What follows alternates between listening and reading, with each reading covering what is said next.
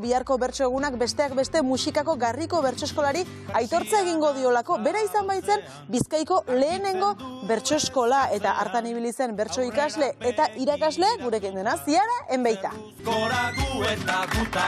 Kaixo, Ziara. Arratsaldeon, ongi etorri Ziara.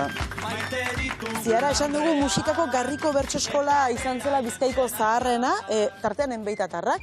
Agian zuen aitita Valentin izan zen Garriko bertso eskolaren hasia jarri zuenetako bat? Bueno, Valentin izan zen, eta Pedro Ajuria ere bai, Pedro Ajuria bere koinatua ere bai, Irene Ajuriaren aita, batez ere eure biak izan ziren, eta bertan batu zen, adibidez gura aita, 8-9 urterekin izango zen. Bai, orduan Ariatza auzoko Fuenterrabian, tabernan elkartzen ziren eta egiten zuten bertsotan. Bai. Bai, eta hor, 59 zen, ez da? Bai, 59, bai, inguru hori, bai, 58-59 inguru horretan izan zen, bai. Baina 60an isildu. Bai, ba... Zer gertatu zen, no? Bai, bueno, bakigu, garai ziren, eta horre debekuak, eta txiloketak, eta... bakizu, honek zeo zer egiten da bizor, eta ala beharrezko amaiera, ez? Bai, hortik urte batzuetara, 15 bat urtera edo Lamikizko eskola sortu zen, ez da? Bai, justo hor lehenengo Garriko horretan ibili ziren ikasle batzuk, eta beste batzuk biltzen hasi ziren Lamikizen, Lamikiz da mendatako auzo bat, eta bertako baserri baten hasi ziren elkartzen.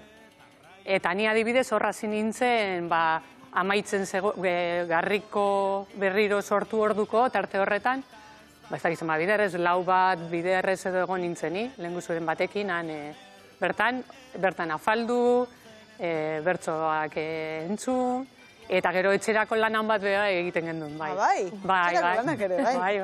Bai. Gaia ipini eta hurrengo asterako bertsoak ekarri, bai. Bai, aurkitu ditut hor artxiboetan. Oiek, ilusio egiten dute, ez da?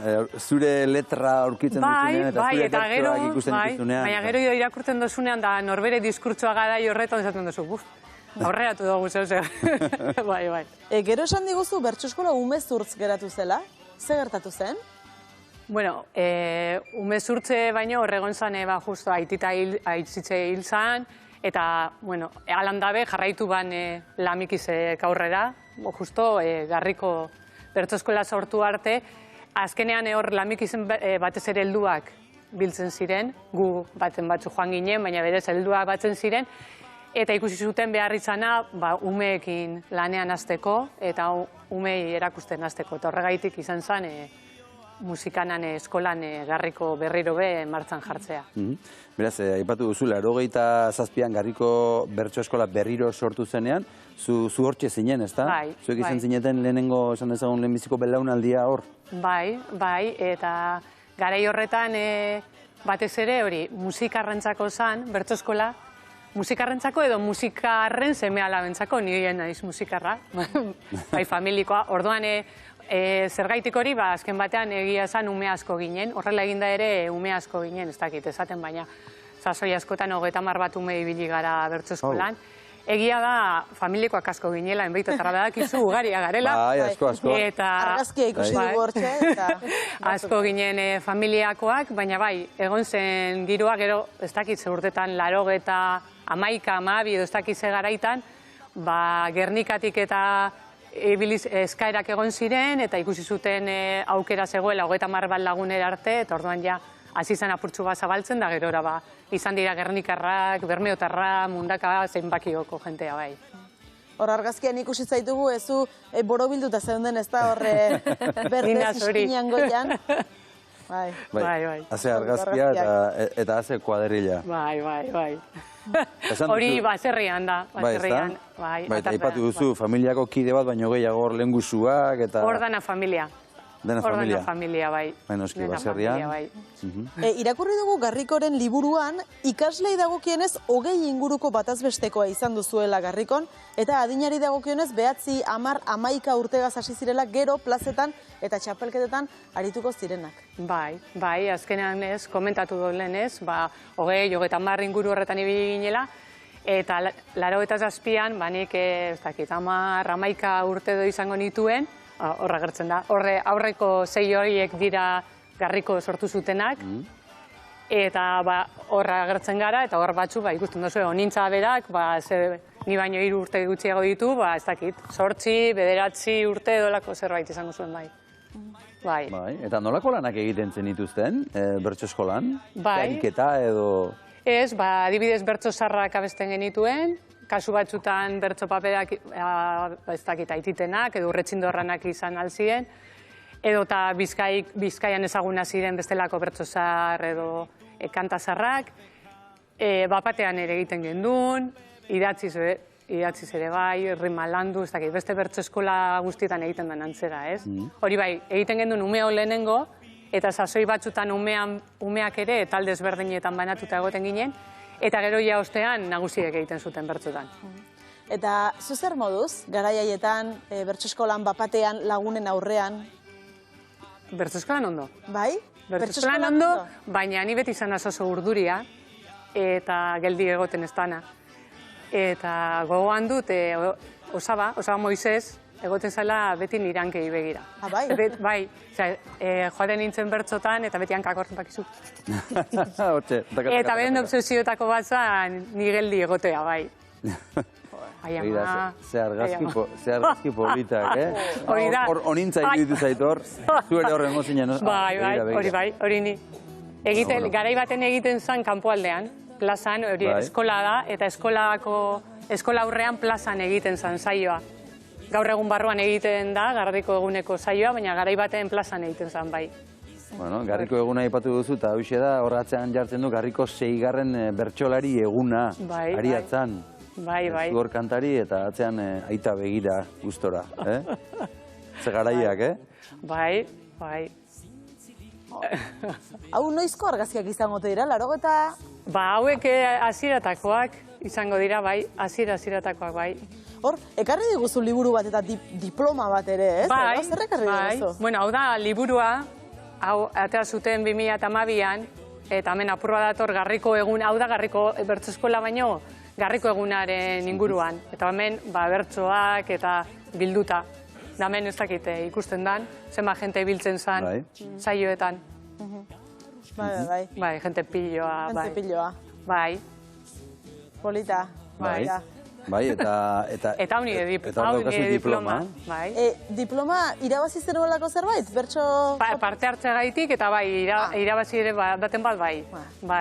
Bueno, parte hartzeagatik ere, detaile polita ez da, diploma jasotzea. Bai, polita ez da. Ilusio egiten zuen, noski. Pedagogikoa. Bai. Eta begira. Gero eman ditu fruituak. Apartamenik ez token nolako diploma. Eta kuriosuena da logoanik egin ebala, baina. Hala, polita. Badugu Garriko eguneko beste argazki bat, 91koa, oso okerrez baldin banago, ea ikus dezakegun eta ea norri ikusten dugun. Hauxe, lehen ikusi duguna. Hau ere Garriko eguna da. Ederra. Bueno. Bai.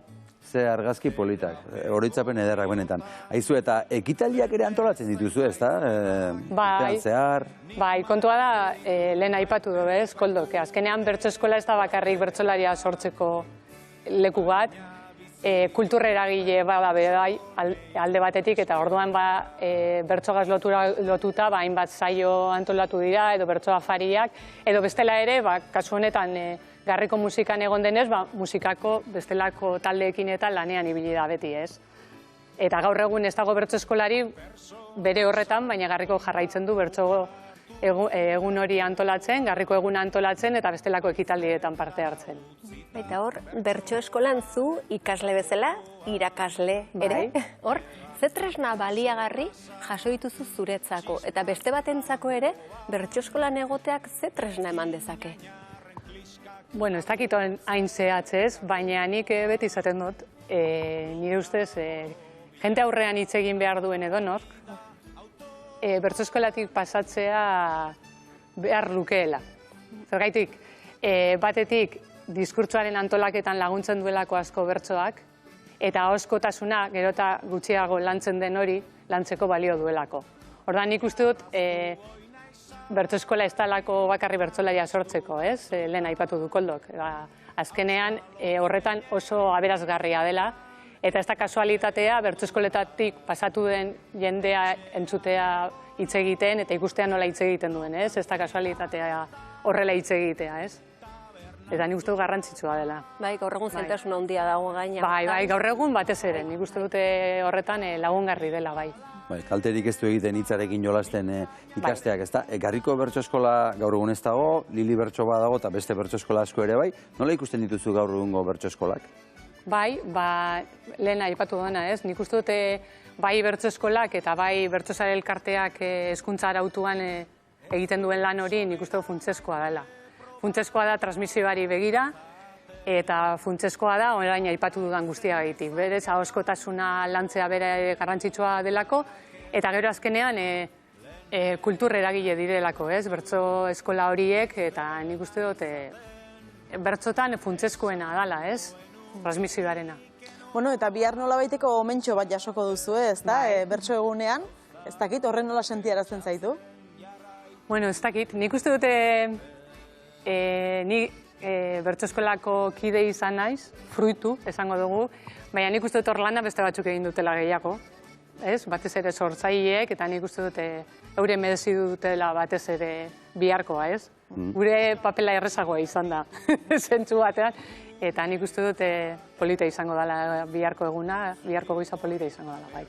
Eta hurrengo garriko eguna noiz izango den erabakita dago, edo... Beti izaten da maiatze-ekain alde horretan, normalean egiten dena da egutegia ikusi. Zer dagoen eta horren arabera jartzen duguna, bai. Oso ondo, Ederki, jarraituko du bertso egunari buruz hizketan, beste lagun bati esango diogu etortzeko.